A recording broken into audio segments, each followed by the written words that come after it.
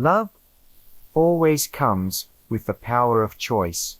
After the ketubah, which was presented to the bride's family, the bride is invited to respond. Her consent is not forced, it is freely given. For a covenant of this depth can only be entered by choice, never compulsion. As we turn to the sacred scriptures, there is a seriousness of giving your consent to enter into the covenant. This sacred moment is reflected at Sinai.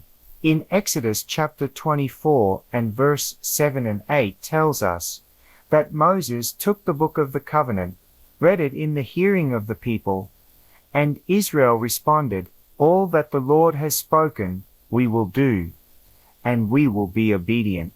The Hebrew word for nishma means more than obey. It means what we have heard, we will do.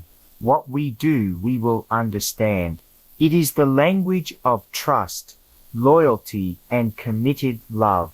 In speaking this word, God's bride declared her willingness to live faithfully within the covenant to be his unto death. Then Moses took the blood and sprinkled it upon the people, saying, "Behold, the blood of the covenant which the Lord has made with you concerning all these words." A blood oath was sealed, binding, solemn, and eternal in its weight.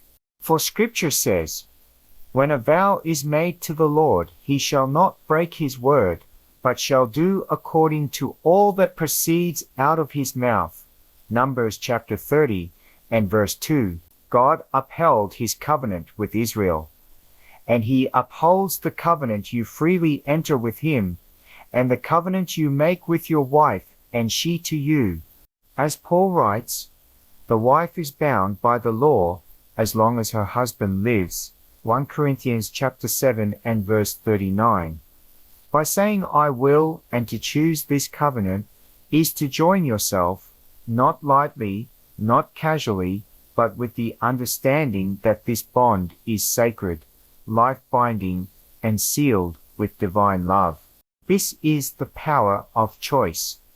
To hear his words, to say, "I will do," to consent to the covenant he offers, and to bind your heart to the one who has already given everything to bind himself to you.